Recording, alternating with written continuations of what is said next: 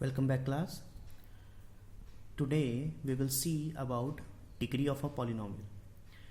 Now see, whenever we talk about degree of a polynomial here, we are talking about polynomial in one variable. कि जो हमारा polynomial होगा वो एक ही variable में होगा. अब आप यहाँ पे देख सकते हैं कि हमने लिखा है px is equal to x cube minus 5x² plus 2x plus 6. तो देखिए जो px है वो एक पॉलिनॉमियल फंक्शन है और उस पूरे की वैल्यू कितनी है x cube minus 5x² plus 2x plus 6. आप इस पॉलिनॉमियल को ध्यान से देखें तो आप इसमें देख सकते हैं कि इसमें सिर्फ एक ही वेरिएबल है, अलग अलग वेरिएबल नहीं है, एक सिंगल वेरिएबल x है. और डिग्री का मतलब क्या है यहाँ पे? डिग्री का मतलब है कि वेरिएबल से एसोसिएटेड हाईएस्ट पावर. अब आप ध्यान से देखिए, इसमें 3 आपके एक्सपोनेंट हैं. एक x के साथ आपका 3 है, एक x के साथ 2 है और एक x के साथ क्या है 1. तो हाईएस्ट कितना है 3. तो इस पॉलिनॉमियल की डिग्री क्या कहलाएगी 3.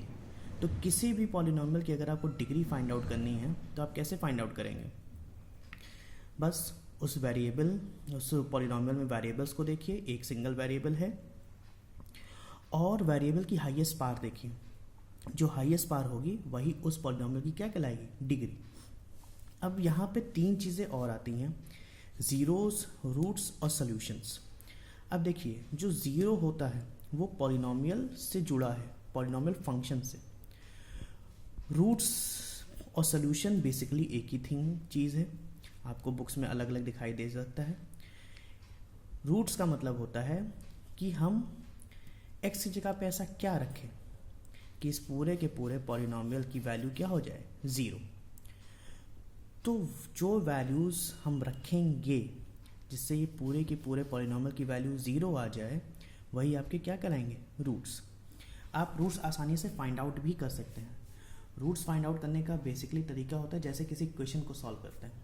जैसे हमने लिखा 2x प्लस 1 इक्वल टू 0, आपने सीधे लिख दिया तो x बराबर क्या आ जाएगा -1/2.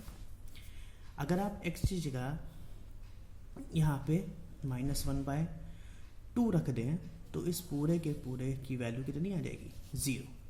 तो ये एक बिल्कुल वैसे ही होता है जैसे आप कोई इक्वेशन को सॉल्व करते हैं. आप कह सकते हैं कि या तो आप इसको इस केस में आपके रूट्स और ज़ीरोस एक ही चीज़ होंगे. नॉर्मली अगर आपको फाइंड आउट करना है कि इसके ज़ीरोस क्या है तो आप क्या करिए, आपको कोई वैल्यू दे दी गई हो, find the zeros of this polynomial at a particular value, मतलब वेरिएबल की कोई वैल्यू दे दी जाएगी. जैसे मान लीजिए ऊपर गिवन फंक्शन हम फिर से लिख लेते हैं. हमने लिखा x cube minus 5x² plus 2x plus 6 px. हमसे कहा जाए इस पूरे के पूरे पॉलिनॉमियल की वैल्यू निकालिए at x is equal to 2.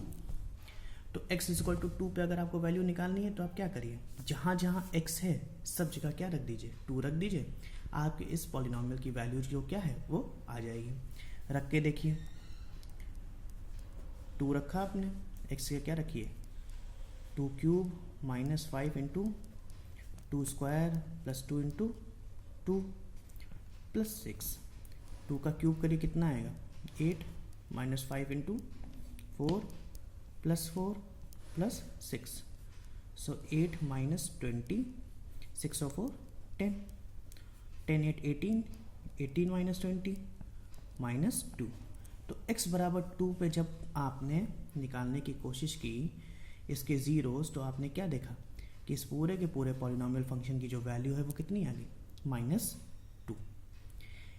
ये आप ऐसे निकाल सकते हैं कि आपको कोई भी पॉलिनॉमियल फंक्शन गिवन हो और आपसे कहा जाए फाइंड आउट इट्स ज़ीरोस और find out it's value at a particular point, तो आप सीधे रखिए. देखिए ये सारी चीज़ें क्यों हम बता रहे हैं, क्योंकि ये सारी चीज़ें जितनी भी हैं हम ग्राफ पे प्लॉट करेंगे और ग्राफ पे प्लॉट करने के लिए हमको स्पेसिफिक वैल्यूज रख के ही उसके पॉइंट्स मिलते हैं. रूट्स का बेसिकली मतलब होता है कि जैसे एक पेड़ की जड़ होती है, जो पेड़ की जड़ें होती हैं या किसी पौधे की जड़ें जहाँ से शुरुआत होती है, वैसे ही ये सारे के सारे जो रूट्स हम निकालेंगे अगर, तो जब ग्राफ प्लॉट करेंगे तो ग्राफ की शुरुआत तो हम कहीं ना कहीं से करेंगे.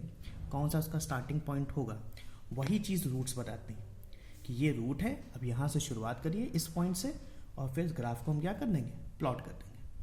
तो आज आपने देखा कि कैसे हम किसी भी पॉलिनोमियल के ज़ीरोस निकाल सकते हैं। आपको सीधे उसकी वैल्यू गिवन है तो आप उसको रखिए और निकाल लीजिए। निकालने के केसेस, एक इक्वेशन सॉल्व करने का तरीका कि सिंपली कुछ लिखा है 2x + 1 = 0, तो x बराबर आपने सीधे इसको इक्वेशन सॉल्व किया 2x बराबर -1 और x बराबर -1/2। डिग्री कैसे निकालेंगे? याद रखिए, कोई भी पॉलिनोमियल गिवन है, सबसे पहली बात वो 1 वेरिएबल में है, तो वेरिएबल से एसोसिएटेड जो हाईएस्ट एक्सपोनेंट या पावर होगी वही उसकी क्या कहलाएगी? डिग्री। और ये भी होता है कि जितनी डिग्री होती है उतने ही उसके सॉल्यूशन पॉसिबल होते हैं।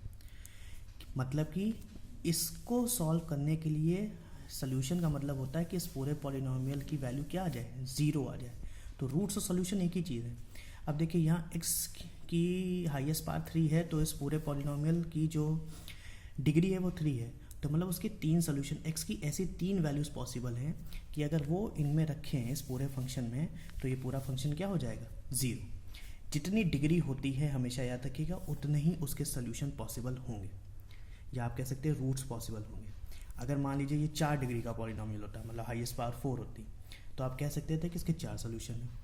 2 डिग्री क्या है तो आप क्या कहेंगे? उसके 2 ही सॉल्यूशन पॉसिबल। अब अगर आप इस कांस्टेंट टर्म 6 को देखें तो आप कहेंगे कि इससे कोई वेरिएबल एसोसिएटेड नहीं है। ऐसा नहीं है, इसके साथ कोई वेरिएबल एसोसिएटेड रहा होगा। जैसे हमने लिख दिया, मान लीजिए इसको ऐसे समझने की कोशिश है, इसके साथ वेरिएबल इस फॉर्म में। अब आप जानते हैं किसी भी बेस की अगर एक्सपोनेंट 0 है, मतलब पावर 0 है, तो उसकी वैल्यू क्या हो जाती है? 1। तो 6 × 1 क्या हो गया? 6। तो किसी भी पॉलिनोमियल में जो कांस्टेंट टर्म होता है उसको आप कह सकते हैं कि उससे भी एसोसिएटेड वेरिएबल है, लेकिन उस वेरिएबल का जो एक्सपोनेंट है या पावर है वो क्या है? 0 है।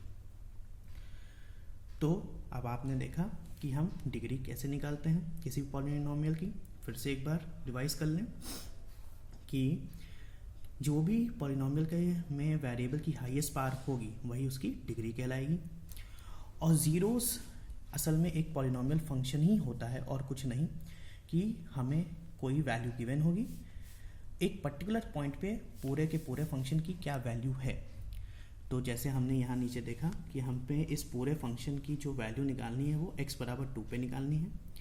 अब जहाँ जहाँ भी x है सिंपली आप 2 रख दीजिए, आपने पूरी वैल्यू निकाली और आपने क्या देखा? आ गया। ऐसे मान लीजिए आपको कोई और फंक्शन गिवन हो यहाँ पे, और वो आपसे कहा जाए कि एट y = 1, मान लीजिए पूरे y में गिवन है वेरिएबल, तो y = 1 पे निकालना है, तो उस केस में भी आप ऐसे ही निकाल सकते हैं। Thank you.